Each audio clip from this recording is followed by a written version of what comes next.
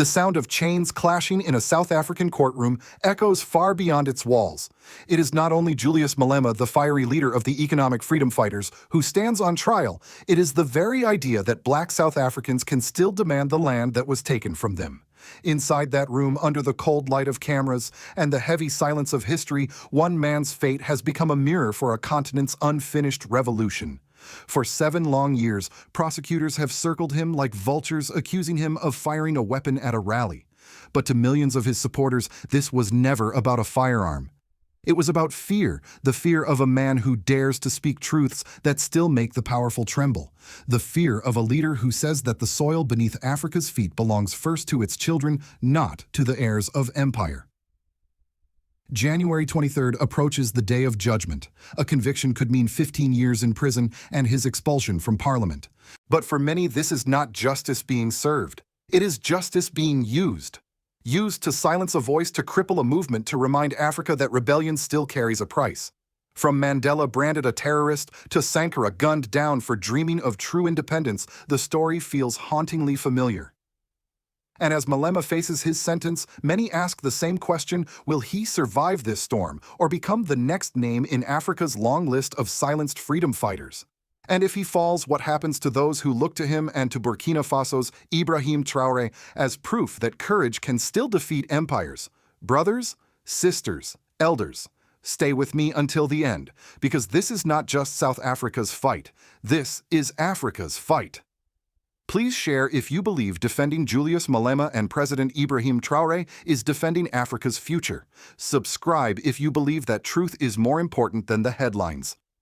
The courtroom in Pretoria was not silent that morning. It was heavy with whispers, with suspicion, with the weight of history pressing on every wooden bench. Julius Malema, the man millions call their voice, stood before the judge in his signature red jacket. Outside, thousands of his supporters gathered behind barricades, waving flags of the economic freedom fighters, the EFF chanting a single phrase that echoed through the capital: land or death. For the past 7 years, this case has hung over him like a storm cloud. Prosecutors accused him of discharging a firearm unlawfully during a political rally, a simple charge on paper, but one that carries immense political consequences. They claim that during a 2018 event, he fired a gun into the air, yet even after countless hearings, no bullet casing, no reliable evidence, no clear footage has proven their claim. The man allegedly accused of handing him the weapon was acquitted, and still Malema remained on trial. Under South African law, a prison sentence exceeding 12 months automatically disqualifies a sitting member of parliament. That means a single ruling, a few words spoken by one judge, could erase the nation's most uncompromising voice of opposition. For many, that is exactly the point. To his followers, this trial has nothing to do with firearms. It is about silencing a man who dares to reopen the most painful wound in South Africa's soul, the land question. More than 3 decades after the end of apartheid, nearly 75% of arable land remains in the hands of a white minority. The black majority, the people whose ancestors tilled that same soil, own little more than fragments. Malema's demand is simple, yet radical: land expropriation without compensation. Return what was stolen, not through negotiation, but through justice. For the ruling elite, this message is too dangerous. Land is power. Land is wealth. Land is history written into the ground. To challenge who owns it is to challenge the entire post-apartheid order. So the courtroom became the battlefield. The gavel replaced the gun, and words became weapons sharper than steel. Inside, the EFF emotions ran high. Deputy leaders and provincial branches stood shoulder to shoulder. They saw this not as the trial of one man, but as the trial of a movement. Their banners read, "You can jail the man, but not the mission." When Malema arrived at the courthouse, he turned toward the crowd and raised his fist. His words cut through the noise. "We cannot be scared of prison. We cannot be scared to die for the revolution." The crowd erupted. Old women who had once marched against apartheid wept openly. Young men in red berets pounded their chests, shouting his name. For them, this was not about one politician. It was about the continuation of the liberation struggle. Every accusation felt like a familiar echo. Mandela once called a terrorist. Steve Biko beaten to death in chains. Thomas Sankara assassinated for daring to say, "Africa is not for sale." Muammar Gaddafi bombed for trying to free his nation's wealth. And now Julius Malema cornered in a courtroom surrounded by cameras and history's ghosts. Outside, the temperature soared, and so did the tension. Police lined the streets, helicopters circled overhead. Yet the red tide of EFF supporters refused to move. They sang songs from the liberation era, the same songs their parents sang when facing tear gas and rubber bullets. The government's message was clear: order must prevail, but to the people it felt like the same old script, just rewritten with democratic ink. As the hearing adjourned for the day, one phrase spread through the crowd like wildfire: they fear him because he reminds them of the truth. That truth about inequality, about power, about who owns the land, has always been the foundation of South Africa's unrest. And now that truth stood on trial. For those watching from afar, especially across Africa, this was not just legal drama, it was déjà vu. Another revolutionary being dragged into court. Another government using the law to protect privilege. Another moment where the future of African liberation seemed to hang by a thread. The stakes could not be higher. If Julius Malema falls, so too might the belief that political resistance can still bring change without violence. And so, as the sun set over Pretoria and the courthouse emptied, one question remained suspended in the air: is South Africa putting a man on trial or putting its own conscience on trial? The day of judgment came bathed in sunlight, fierce, blinding, merciless. The courthouse in Pretoria stood like a monument to contradiction, justice on its walls, injustice in its halls. Outside, the streets pulsed red. Thousands of EFF supporters gathered, their berets glinting like flames in the sun. They sang old liberation hymns, the same songs their grandparents had sung against apartheid. But this time, the lyrics carried a new name: Julius Malema. When he stepped out of the armored vehicle, the air erupted. Cameras clicked, drums thundered, voices merged into a single roar. He raised his right fist, that universal gesture of defiance, and began to speak. His tone was calm, almost measured, but his words struck like lightning. "Prison or death is a badge of honor," he declared. "We cannot retreat. We cannot surrender. If Mandela could endure, if Sankara could die for Africa, who are we to fear?" The crowd trembled. Some shouted, others wept. Elderly women wrapped in EFF scarves lifted their hands to the sky. Young miners from Rustenburg pounded their boots against the pavement, chanting his name. The sound rolled through the streets like thunder. For a moment, the courthouse ceased to be a place of prosecution. It became a cathedral of rebellion. Every word, every tear, every clenched fist transformed that day into something larger than politics. It was a ritual, a reawakening of memory. Inside, prosecutors whispered and scribbled notes, but they could no longer control the narrative. The trial had escaped their walls. It now belonged to the people. On social media, the movement exploded. Hashtags like "Hands Off Malema" and "Yigi, Land or Death" trended across South Africa and beyond. In Accra, in Harare, in Ouagadougou, youth organizations and Pan-African groups rallied in solidarity. An attack on one revolutionary, a statement read, is an attack on all who dream of a free Africa. At the EFF headquarters, deputy leaders vowed to continue the struggle. If they jail him, one shouted, "We will turn his cell into a pulpit. His silence will become our weapon." And they meant it. Plans for nationwide demonstrations were already underway. Buses were arranged to bring thousands to Pretoria on the day of sentencing. The government responded with warnings of public disorder. The media, especially Western-owned outlets, framed the EFF's mobilization as an attempt to intimidate the judiciary. Yet for ordinary people in South Africa's townships, the message was different. They remembered who Malema spoke for: the miners evicted from their land, the farmers still waiting for redistribution, the unemployed youth drowning in promises that never came. One middle-aged man interviewed outside the court said quietly, "They jailed Mandela. They killed Biko. They think jailing Malema will silence us, but it will only make us louder." His words summed up the mood of millions. The line between despair and defiance had disappeared. The crowd had crossed it willingly. As the hours passed, tension thickened. Police presence increased.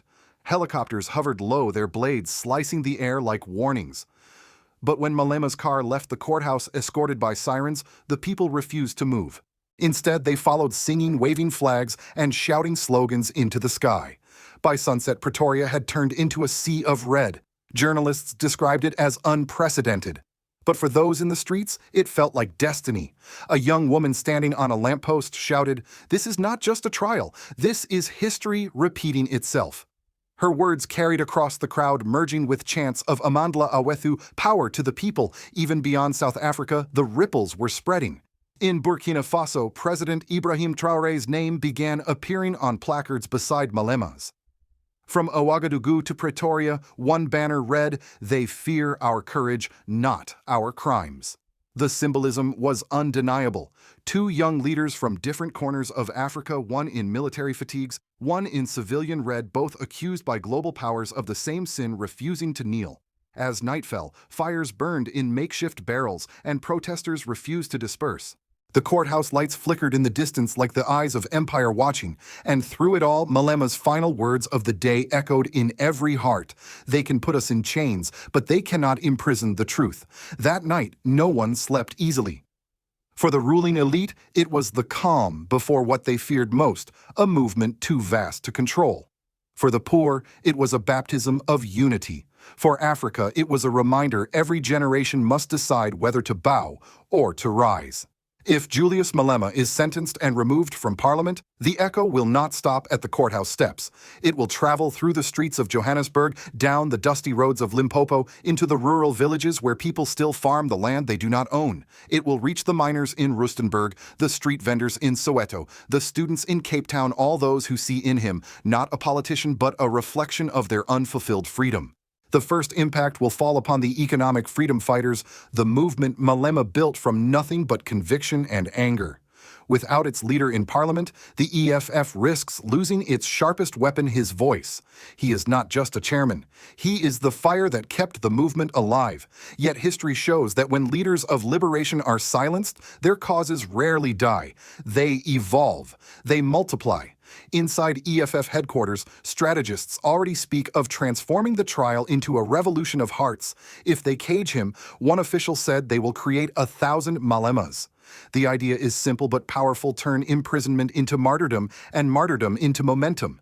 The longer the sentence, the stronger the story. But in the political halls of South Africa, fear is spreading. A conviction could tear open fractures the country has long tried to hide. For the ruling party, the ANC, it would be a dangerous victory. On paper, it might appear as law prevailing over chaos. But in reality, it would look like the state punishing a dissident for saying aloud what millions whisper at home: that the land remains unjustly divided, that freedom has not yet delivered dignity. Among the poor and landless, anger would ignite. To them, the message would be unmistakable. Your leaders will be jailed, your dreams will be delayed, and your pain will remain invisible. Community groups across Gauteng and Eastern Cape already warn that if Malema is imprisoned, protests will erupt. Activist networks are preparing strikes and marches. They may silence one man, a youth organizer said, but they will awaken a generation. Economically, the consequences could also be severe. Investors might panic, fearing unrest. The currency could fall. But the deeper crisis would not be financial, it would be moral. South Africa, once celebrated as the model of post-apartheid democracy, would face an identity reckoning. What does freedom mean if the children of those who fought for it are still landless, jobless, and voiceless? Internationally, the images of Malema's red-clad supporters filling the streets would circulate like wildfire. Global media would frame it as radical unrest. Western diplomats would call for stability. Yet in much of Africa, the reaction would be the opposite: celebration of defiance.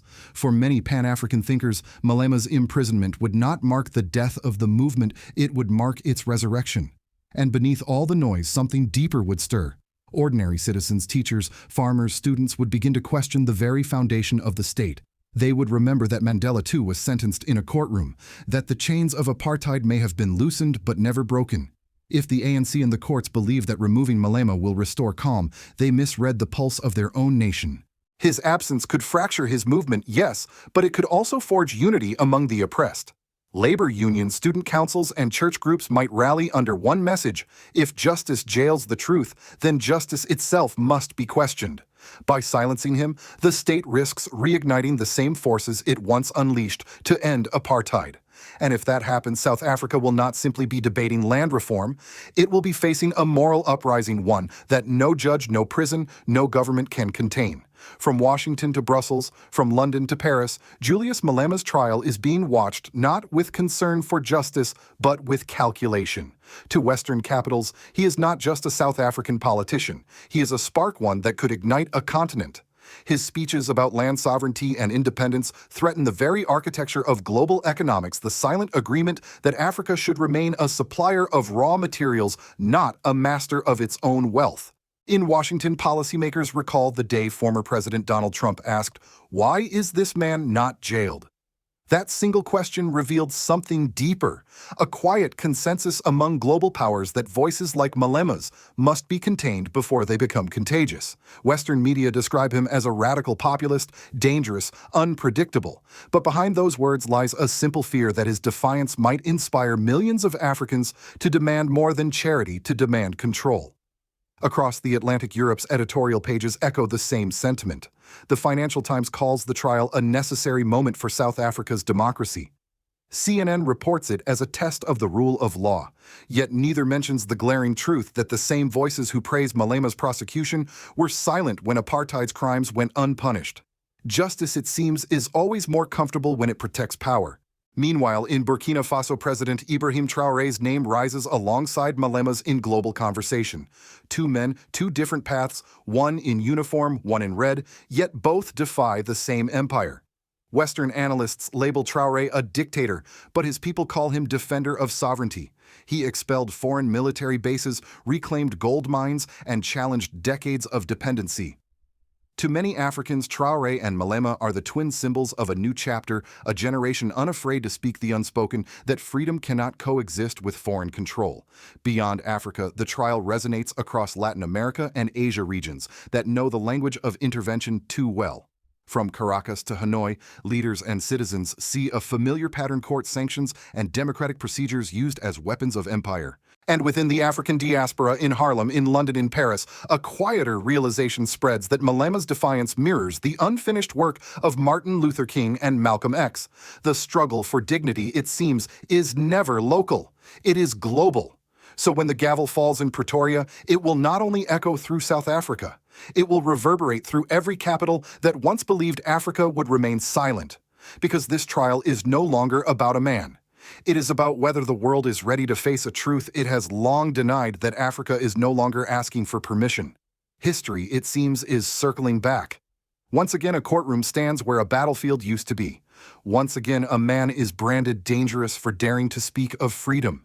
Julius Malema's trial may carry the language of law, but its meaning reaches far deeper into the veins of every African who still feels the shadow of empire on their soil. If he is silenced, the illusion of post-apartheid harmony will shatter. The world will see what South Africans have known all along, that political independence without economic liberation is a house built on sand. And as the gavel falls, another truth will surface: that caging a man is easy, but caging an idea is impossible. Because ideas, especially those born in suffering, do not die in prison cells. They travel, they infect, they inspire. Mandela's chains turned to keys. Steve Biko's blood became scripture. Thomas Sankara's last words became prophecy. And now the name Julius Malema joins that unbroken chain of defiance. Across the continent, that spirit finds a living echo in Burkina Faso, where President Ibrahim Traoré faces his own war not in court, but in the arena of global power. Both men stand accused of the same unforgivable sin, believing that Africa deserves to own what it produces. Both face the same invisible enemy, a system that smiles at democracy yet punishes sovereignty. But here lies the warning: if Africa's truth-tellers are silenced, the anger will not vanish, it will deepen. The wounds will not heal, they will rot. And when they burst, no wall, no border, no alliance will contain the storm that follows. So as you watch this story unfold, ask yourself, will we allow the same forces that caged Mandela and killed Sankara to decide who speaks for Africa today? Or will we finally recognize that their struggle is not history, it is inheritance? Because this is not just Julius Malema's fight, it is Ibrahim Traoré's fight. It is Africa's unfinished revolution, and for those of us who still believe in truth, it is ours too. Please share if you believe defending Julius Malema and President Ibrahim Traoré is defending Africa's future. Subscribe if you believe that the truth is more important than the headlines. Because silence in times like these is not neutrality, it is surrender.